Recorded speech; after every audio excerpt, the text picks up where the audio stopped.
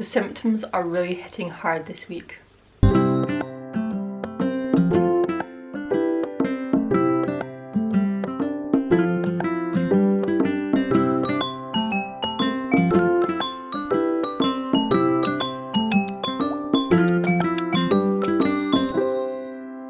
Hi guys, and welcome back to my channel. So if you don't know who I am, my name is Abigail and I make videos around intentional Christian parenting. I have a whole pregnancy series on my channel at the moment because I am pregnant, of course. And this is one of my pregnancy update videos for week 5. So I always film these videos at the end of the week looking back. So I'm currently 6 weeks pregnant and I'm looking back at my 5th week of pregnancy to kind of hopefully help some people out there and give them an idea of what to expect if they're also in their 5th week of pregnancy. My measurements from last week haven't changed at all, so I wouldn't expect them to because the baby's not big enough yet really to make a change in your body. I know you can have changes because of bloating, but I've not had any signs of bloating yet, so I'm still the same around the waist.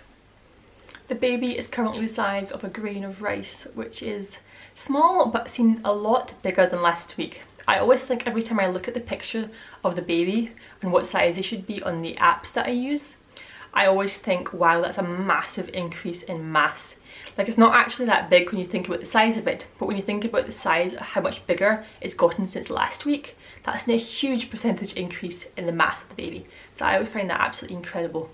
So last week was a sesame seed and this week is a grain of rice. And that is, I don't know what percentage that is, but that's a huge increase.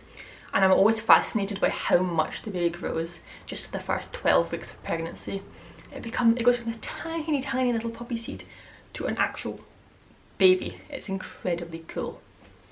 The main thing that I noticed that would be happening this week with the baby is that around 21 days the baby's heart starts beating. So that's really exciting and really cute as well, and I love that. And if you look at your picture of like a realistic representation on an app, if you use an app, or in your book if you use a book, then you will see that the little blob is starting to turn into like an actual baby shape, which is really exciting. And over the next few weeks it just becomes more and more baby-like, which is just really exciting to see. And it's really cool for the technology we have these days that we're able to see what a baby would look like inside of us. I think it's just incredible. Okay, on to symptoms. This week, like I said, the symptoms are hitting really hard.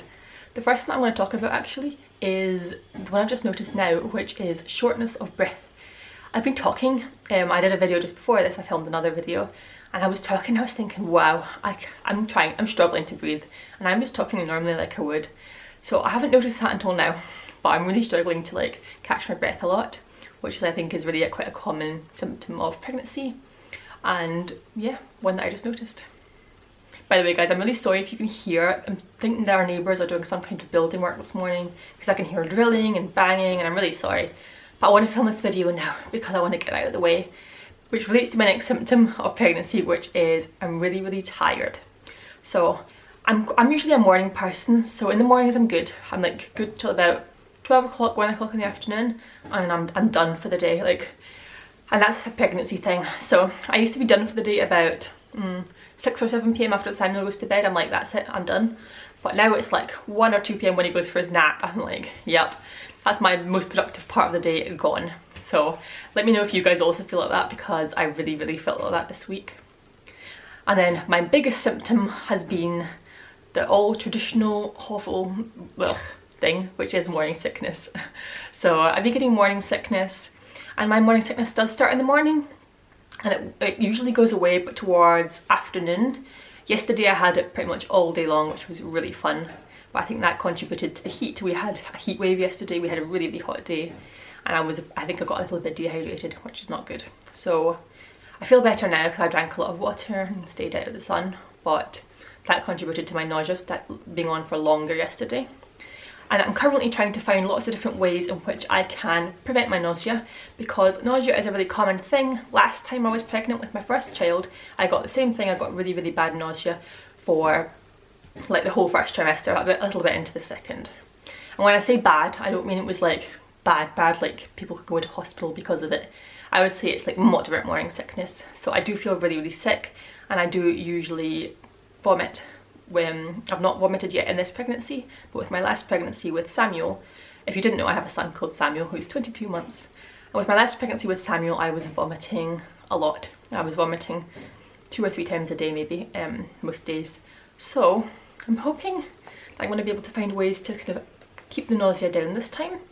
I've been trying sour sweets, I've been trying essential oil diffusers. I'll make a whole video about this I think later, and for what works for me and what different things I've tried, because I know it affects a lot of women and it can be a really big struggle in the first trimester, is just going about with morning sickness.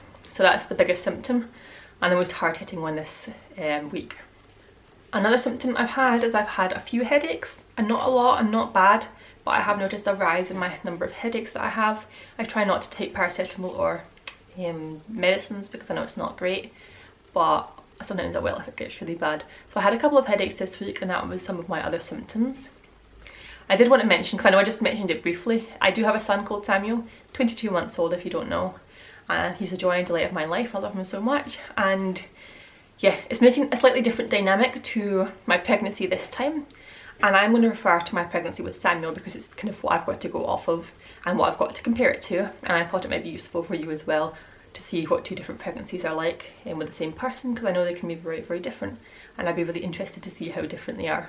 So like I said, with Samuel at the moment, my pregnancy with him is kind of the same as what it is now, with nausea, and actually I feel blessed in a way to have morning sickness, because I know that morning sickness can often be a good sign, a sign of a good, healthy, progressing pregnancy. So if that's the case, then I am very, very glad to be nauseous. I will not complain about it as much. It's hard to have sickness and nausea throughout the day, but if it's a good thing for my baby, then I feel blessed to have it, and it makes me feel more calm in a way that I have it, because I know it's a good sign. So it's one of those things that's kind of weird, like you don't want it, but at the same time you do. It's strange. So yeah, I feel blessed and it's difficult at the same time, and I think many things in life can be like that. You can feel blessed to have something but also find it difficult. I have not had any midwife appointments yet, so if you don't know, I live in the UK. All our appointments are with midwives, and we give birth with midwives as well. I know in America you do it with doctors more. We do it with solely midwives, and I'm very, very happy with that and the way that works.